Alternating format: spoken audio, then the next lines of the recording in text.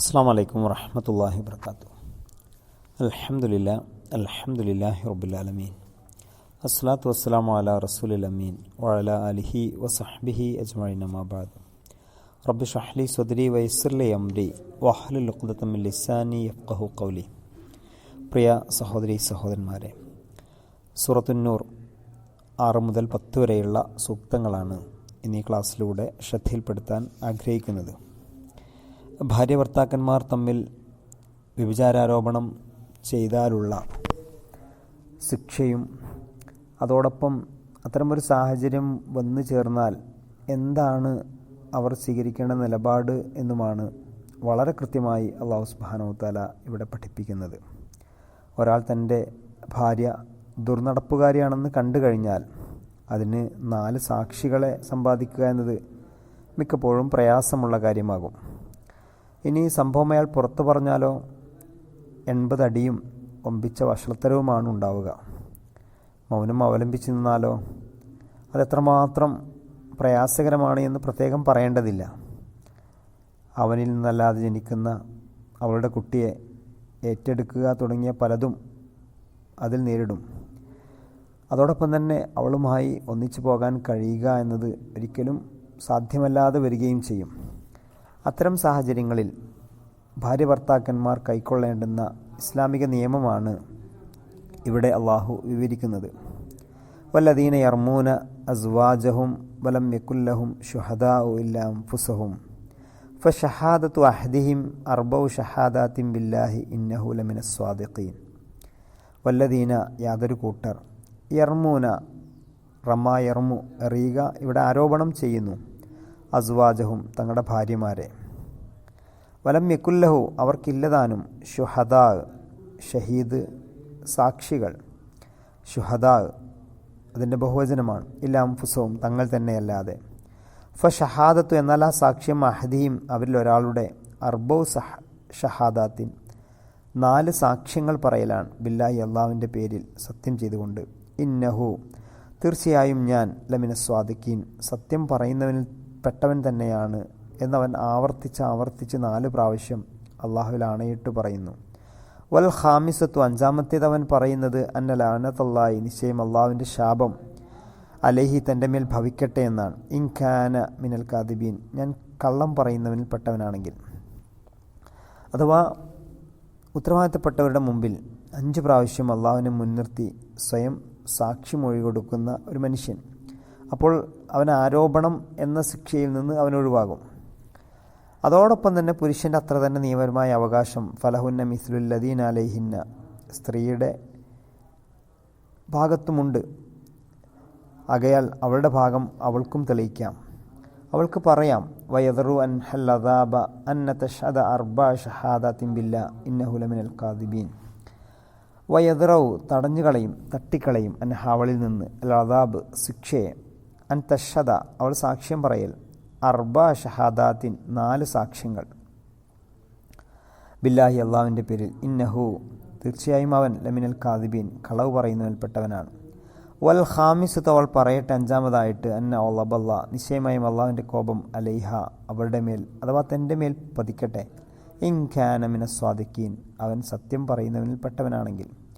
ഇവിടെ സന്ദർഭം എന്നത് ഭാര്യയിൽ നിന്ന് മോശമായൊരു പ്രവൃത്തി അനുഭവിക്കേണ്ടി വന്ന, വ്യഭിചാരവുമായി ബന്ധപ്പെട്ട അങ്ങേയറ്റം നീചമായ ഒരു പ്രവൃത്തിക്ക് വിധേയമായ, അതിൽ അഭിരമിക്കുന്ന ഒരുവളെ കുറിച്ച് ഭർത്താവ് നടത്തുന്ന ആരോപണമാണ്. ആരോപണം തെളിയിക്കാൻ കഴിഞ്ഞില്ല എങ്കിൽ നിയമമനുസരിച്ച് 80 അടി അയാൾക്ക് ലഭിക്കും. അപ്പോൾ അദ്ദേഹം ചെയ്യേണ്ടത് അള്ളാഹുവിൻ്റെ പേരിൽ ഉത്തരവാദിത്തപ്പെട്ടവരുടെ മുമ്പിൽ ആണയിട്ട് സത്യം ചെയ്ത് പറയേണ്ടത് 4 പ്രാവശ്യം ഞാനീ പറയുന്നത് സത്യമാണ് സത്യമാണ് സത്യമാണ് സത്യമാണ് എന്നാണ്. ഇനി ഞാൻ കള്ളം പറയുന്നവനാണെങ്കിൽ അള്ളാഹുവിൻ്റെ ശാപം എൻ്റെ പേരിലുണ്ടാവട്ടെ.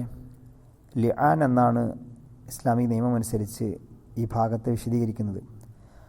അവനിങ്ങനെ സത്യം ചെയ്ത് പറഞ്ഞു എന്നതുകൊണ്ട് സ്ത്രീയുടെ മേൽ ശിക്ഷ നടപ്പിലാക്കേണ്ടതില്ല, അവളുടെ മേലുള്ള ശിക്ഷ തടയപ്പെടും. വയദ്റഉ അൻഹ അൽ അദാബ അവളും സാക്ഷ്യം വഹിക്കുന്നു, അഥവാ 4 പ്രാവശ്യം അള്ളാഹുവിൻ്റെ മേൽ ആണയിട്ട് പറയുന്നു, ഇവൻ പറയുന്നത് കള്ളമാണ്, കള്ളമാണ്, കള്ളമാണ്, കള്ളമാണ്. ഇനി ഇവൻ പറയുന്നത് സത്യമാണ് എങ്കിൽ അള്ളാഹുവിൻ്റെ ശിക്ഷ എൻ്റെ മേലും ഭവിക്കട്ടെ. ഓരോരുത്തരും നൽകേണ്ടുന്ന സാക്ഷിമൊഴികൾ അവനവൻ്റെ സത്യസന്ധതയും നിരപരാധിത്വവും മറ്റൊരാളുടെ അസത്യവും അപരാധിത്വവും സ്ഥാപിക്കുന്നതാണ്. 5 സാക്ഷിമൊഴികൾ കൊടുക്കുന്ന പക്ഷം അവളുടെ ഭാഗം അവളും സ്ഥാപിച്ചു കഴിഞ്ഞു. ഇനി 2-ൽ മാത്രം കുറ്റക്കാരാക്കുന്നതിൽ നിവൃത്തിയില്ല. എന്നാലോ 2-ൽ കുറ്റക്കാരും മറ്റൊരാൾ നിരപരാധിയുമാണ് എന്നതാണല്ലോ വസ്തുത.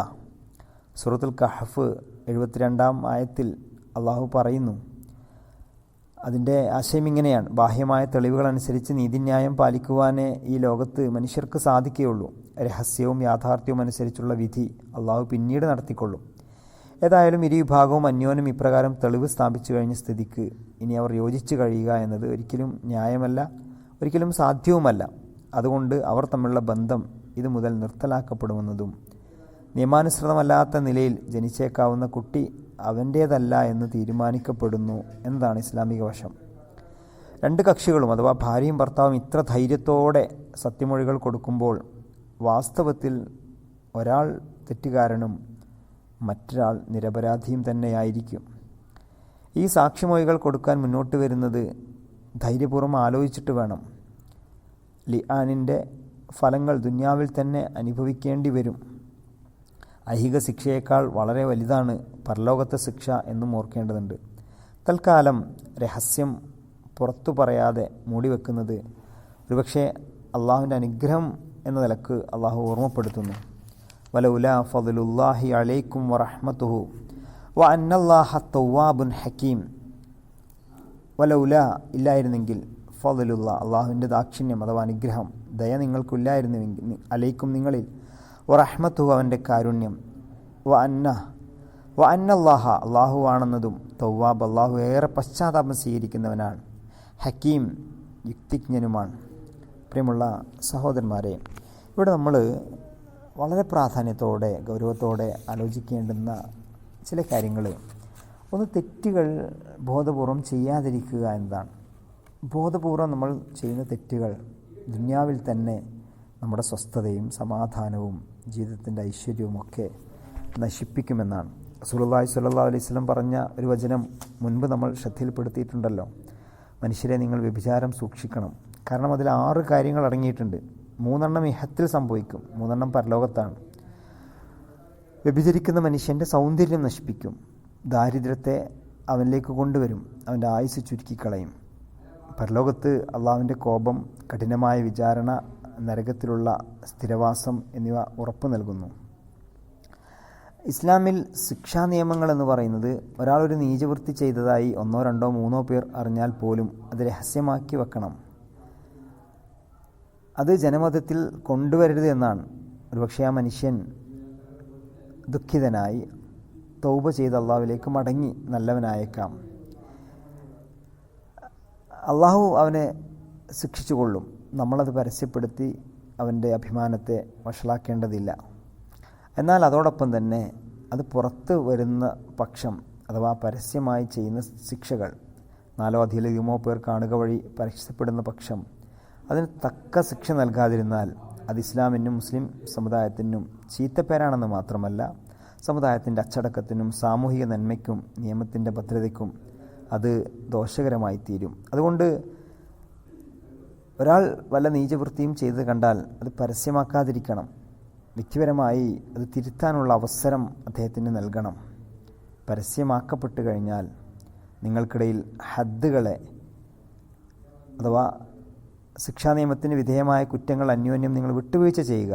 എന്നാൽ എൻ്റെ അടുക്കൽ വല്ല ഹദ്ദും എത്തിക്കഴിഞ്ഞാൽ പിന്നെ ശിക്ഷാ നടപടിയെടുക്കൽ നിർബന്ധമാണ് എന്ന് റസൂലുള്ളാഹി സ്വല്ലല്ലാഹു അലൈഹി വസല്ലം പഠിപ്പിക്കുന്നുണ്ട്.